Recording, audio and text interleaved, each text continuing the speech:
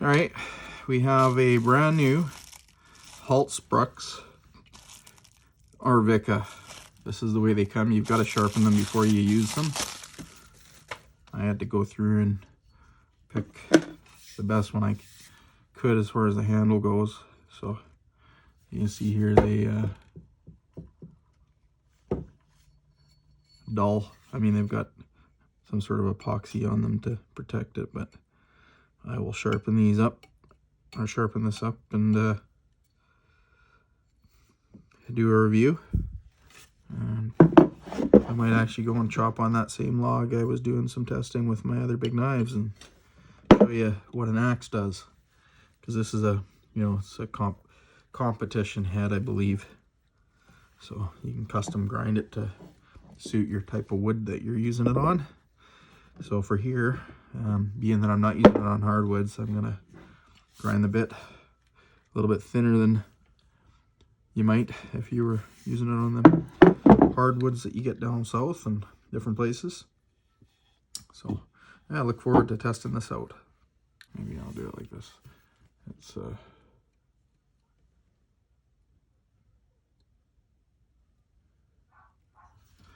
I have to tailor it. I mean, this is a fairly heavy head on this axe, so I might thicken it up a bit afterwards, but we'll see how it performs when I'm done here. It's nice and sharp now.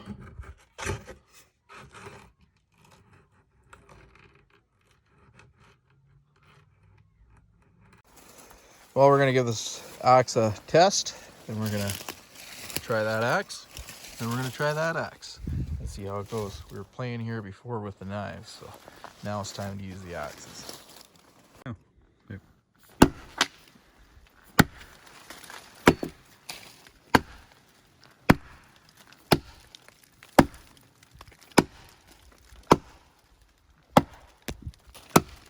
Getting rained on by wood chips. Yeah. Definitely, probably needs to be ground a little different.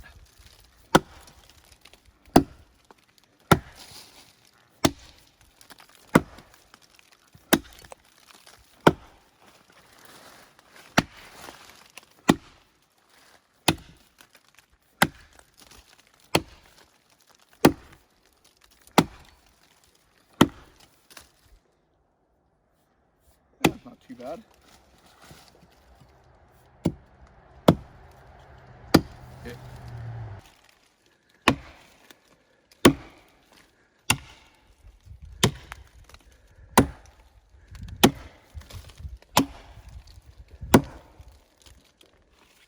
For me though, I need a longer axe handle.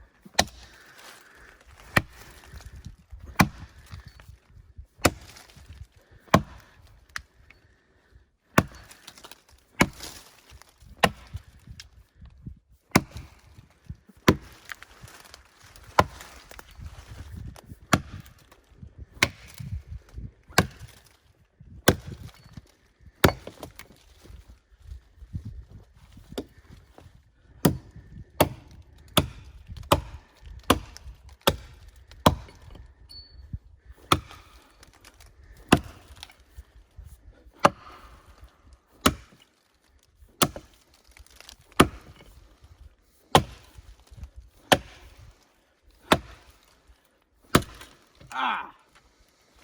Well, that's a fail. So, the axe failed. The knives did not. There was no overstrikes. You can... Crazy. This is the Wetterlings Small Forest Axe. Nice looking axe.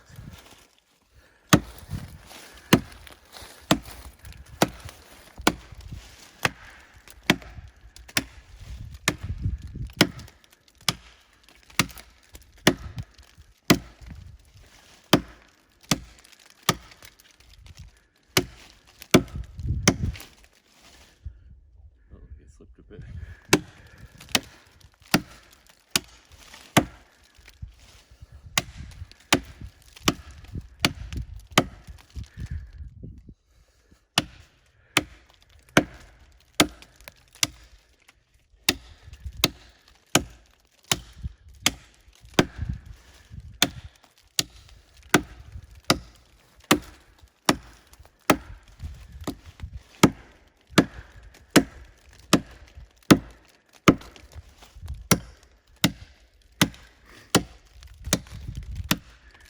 should grab your little Husqvarna and,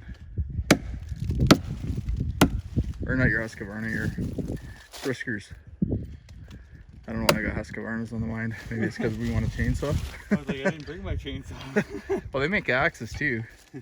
Oldest axe manufacturer in the world, actually, the Holtzbrucks, which is, I think, owned by Husqvarna.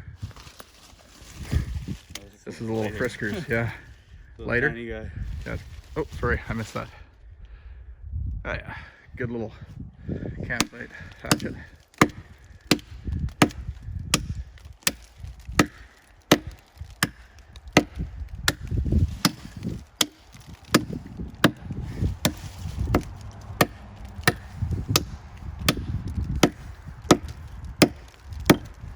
Bounces off the hard stuff there.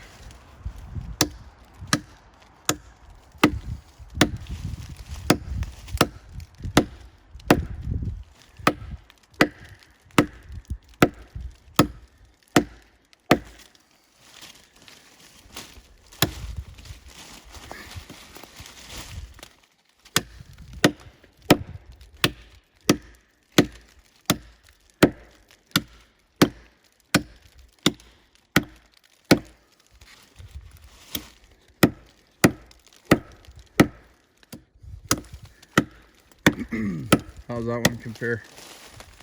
Oh, it doesn't bite in as much. No. It's alright. Not great for this. No, it's not really designed for it either, I guess, but Yeah, much shorter handle too. yeah. So you don't get quite the swings. No. This is frustrating. That wood, I think, might have just been a hair on the dry side. Nothing wrong with the axe head.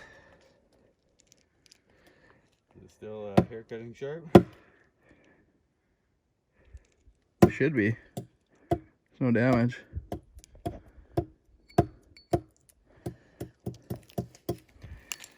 I started off thinning the bit out with about a 20-degree angle, so yeah, that sucks. Don't get that with the Grand Spores or the Wetterlings or the Husqvarnas, the Holtzbruck. But this was not. Where is it? Had a U-line, I think. I didn't think it was that bad. I looked at the grain orientation. It was the best that they had. And it's not as good as that Wetterlings by any stretch, but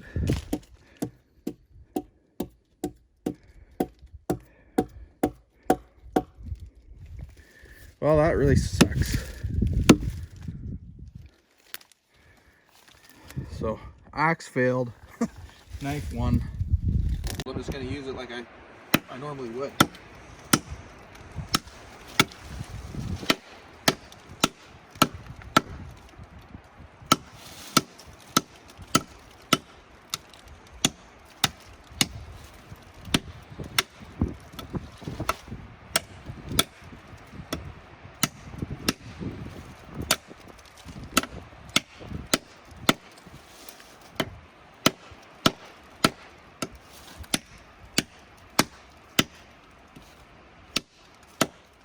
My hands are definitely cold.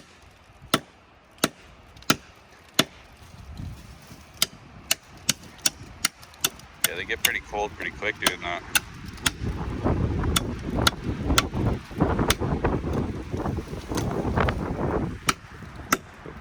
Just got my fingers on camera.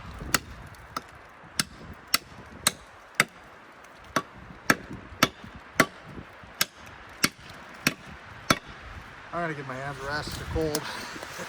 Alright, I'm gonna I don't stop. want to end up having this thing fly out of my hands.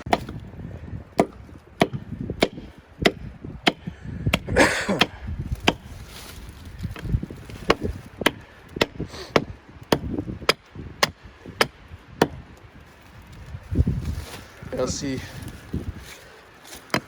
You're almost through. Just go there.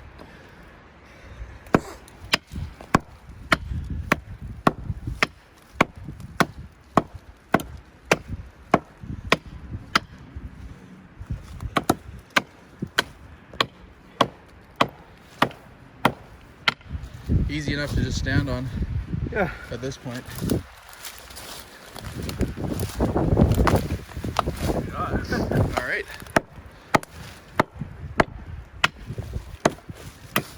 I'm standing behind another tree, so I should be okay here, but you never know.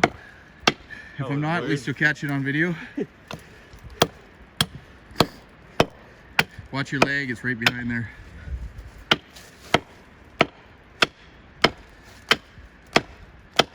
You're just brute forcing it through there. Yeah. No skill I involved. spent a little more time opening up the notch just so that you take chops out of it. Yeah. That just makes all this.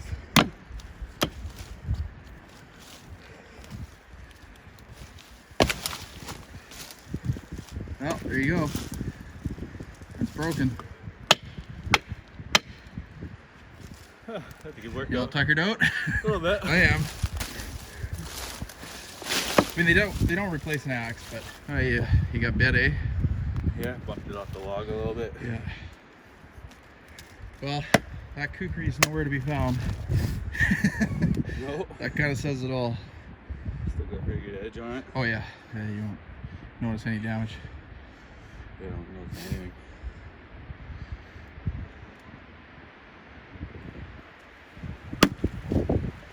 Well, these two are winners on it. And you can see that piece of wood is no joke.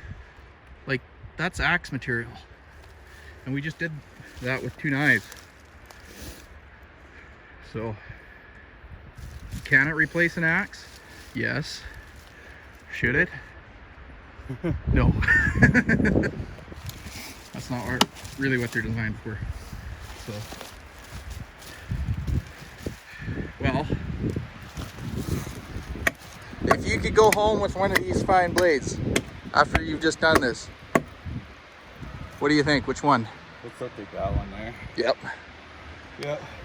This one's definitely a meteor chopper though. Yeah, it does have a little more aggressive bite to it, but it's also a convex grind, so it's a little more suited for biting in and lifting chips away. Where that one, your tree's bleeding, Sam. Yeah. Getting blood on your knife. Oh well. Better yours than mine. Well, that was fun. Oh shit. Well, here we have it. This is the Arvika 5-star axe, which I used for the first time today. On the same log that I tested out these 2 blades and my kukri on. And as you can tell from the video here and from before, that the axe didn't pass the test. The handle itself failed. The axe head, of course, is not an issue whatsoever. It's held up really well. There's no damage. It, you know, had a good bite to it. I might thin it out a little bit more, but the quality of the axe handle itself is not very good. I was a bit worried about it when I first looked at it. I tried to pick one that had the best grain orientation. That there was maybe 2 or 3 of these things on the shelf where I picked it up, so I didn't have a whole lot of options.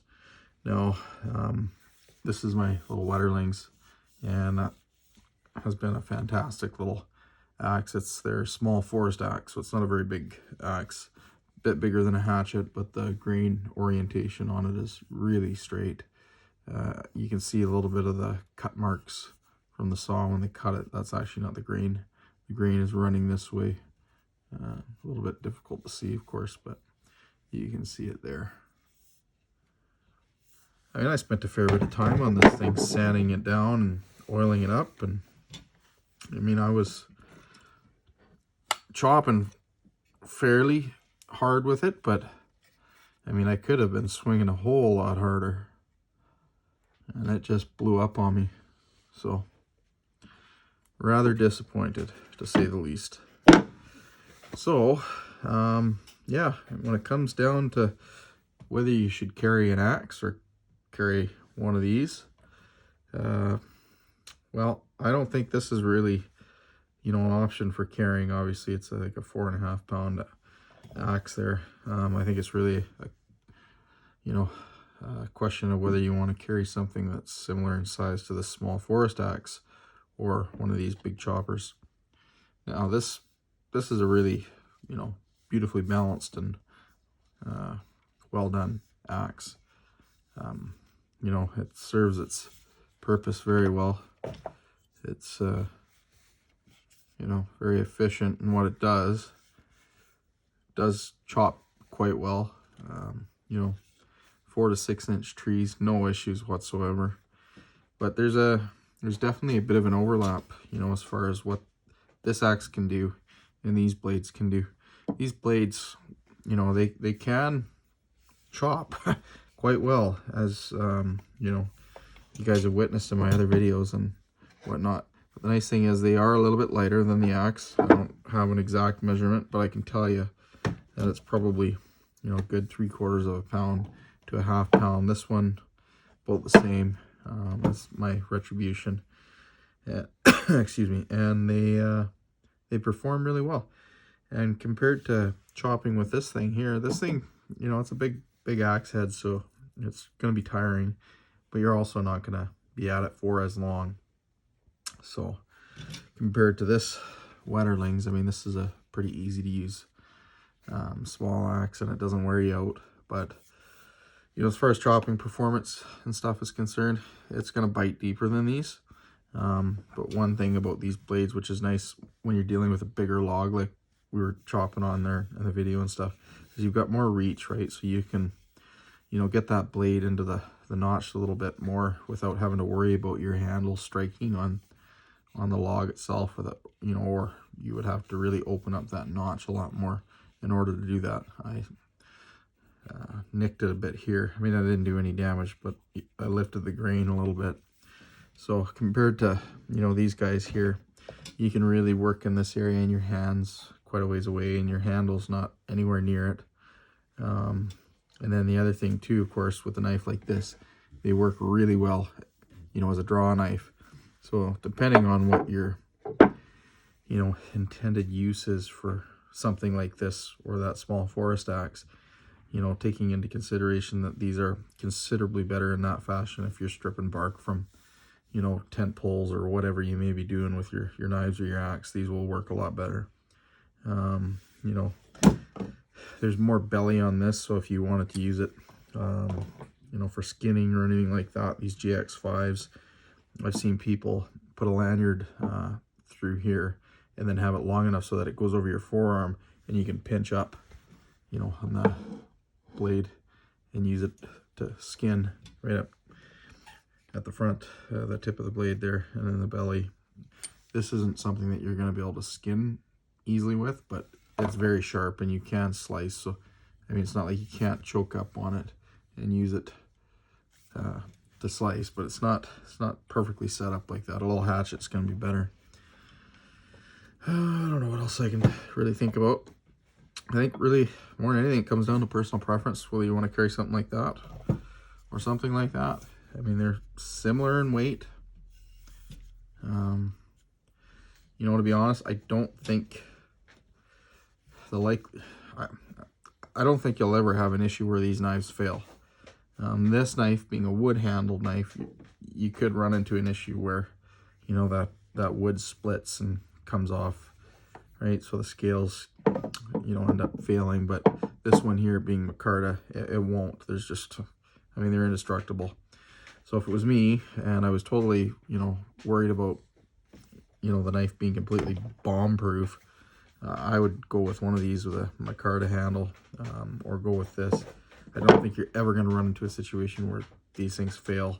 Whereas with one of these, you could end up in a situation where you do break that handle and you potentially, you know, would be in a position where you need to fashion something, you know, out of the wood that you've got around you at your campsite or whatever, right? But that also leaves you with two options. You either have a backup knife, like a smaller knife, which would be paired with this, or you're using the axe head itself to carve, which is going to be tiring and, you know, quite uncomfortable after a period of time. Yeah, so I mean, for me, I like a folder. I like something like this, and then a bigger knife. And, you know, if you're covering your bases, I think you got it covered with basically something like that, or something like the JX5 here, and you know, a medium-sized fixed blade. I guess that's not really, it's not a big fixed blade, 5.5 inches or whatever, and then a small folder, and you pretty much got all your bases covered. But this frustrated the heck out of me today, so I don't really want to be hanging a new handle on that axe, but I'm gonna go back and see if they might just do a return on it, because a good quality axe handle, it's not going to be cheap. I've got a few old axe heads kicking around, some old, I think, German ones that are really decent quality axe heads, so it'd be probably better to spend my time fixing that thing up rather than putting a new handle on this thing. So if they will return it, then that may be what I do, because yeah, I mean, the head's good. If I can get my hand in there without cutting myself. Definitely no damage on that. And I ground it about a 20-degree angle, and then let's see here. So yeah, 20-degree angle, and then I raised it up a little bit, maybe 22.5 or something like that. I don't know if I got any paper that I can use to see how it cuts. It's a big, thick axe, but you can get some idea. It's still sharp.